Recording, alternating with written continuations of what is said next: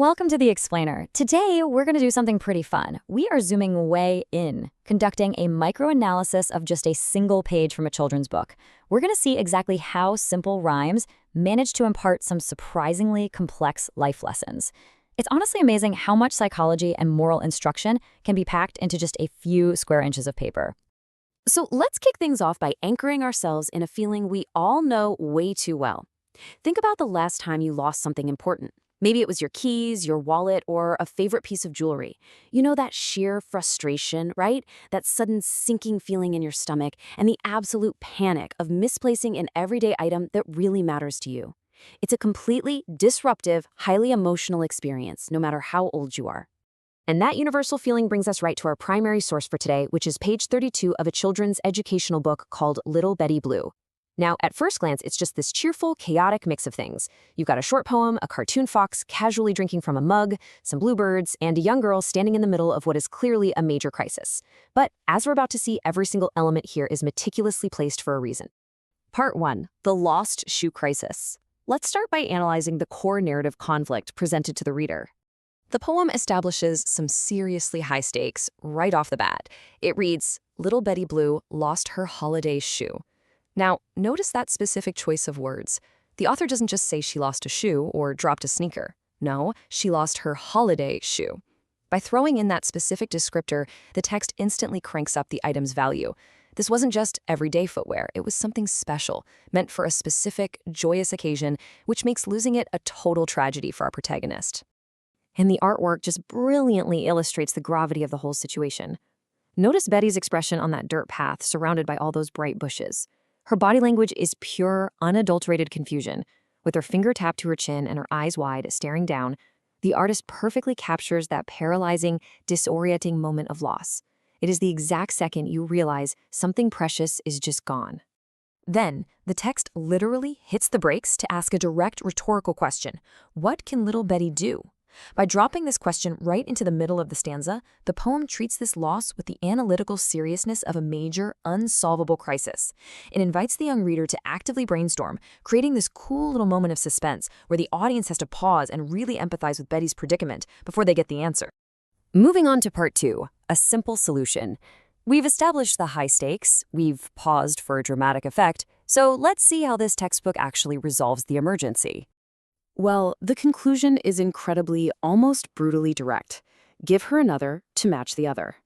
I mean, rather than embarking on this grand sweeping quest through the forest to find the missing shoe, or even taking a minute to dwell on the sadness of losing it, the poem offers a remarkably blunt answer. Just get a replacement. The crisis is neatly folded away with supreme practical efficiency. So the crucial point here is this striking contrast. On one side, we have the heavy emotional weight of losing a prized possession, the special holiday shoe that caused immense bewilderment. But on the other side, the solution is rooted in highly practical, almost clinical logic. Simply give her another one to match. It completely bypasses the emotional processing of the loss and just jumps straight to an immediate material fix. Part 3, the deeper lesson. Now we're going to pivot our analysis from the fictional story of Betty to the functional purpose of this page for the actual student reading it. Because what's really fascinating is the warm-up text. It forces a direct moral instruction onto the poem before the kid even starts reading. It says, losing things are trouble sometimes, but it also helps and teaches you a lesson. It primes the reader to view this not as a fun little rhyme, but as a parable. Oh, and note that quirky editorial cutoff at the end with the dangling word have. It's just a fascinating little printing artifact that leaves a thought completely hanging in the air. This is a textbook example, pun absolutely intended, of metatext. Metatext refers to the educational instructions or moral wrappers explicitly placed around a traditional narrative to guide a reader's interpretation. In this case, modern educational materials are taking specific behavioral and psychological goals and layering them right over the top of a traditional nursery rhyme. They are making absolutely sure the student doesn't miss the real-world application. And we see this structural framing most clearly spelled out in the value pick banner. It boldly states, "To be attentive is important." This is the ultimate curtain drop on the author's intent. The real lesson they want the child to walk away with isn't actually about the logistics of replacing a lost shoe. It's a direct instruction about personal attentiveness. Essentially, Don't be like Betty. Pay attention to your stuff.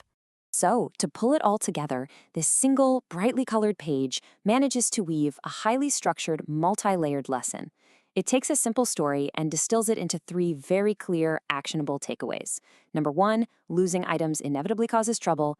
Number 2, as framed by the warm-up, loss is a direct mechanism for learning. And number 3, as stated in the value pick, attentiveness is the real key to preventing that loss in the first place.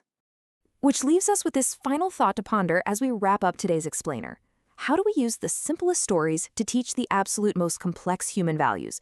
The next time you come across a seemingly simple nursery rhyme, or really any basic children's book, take a closer look at the margins. Ask yourself what broader cultural rules, behavioral expectations, and values are secretly being packaged inside. Thank you so much for joining me, and keep observing those details.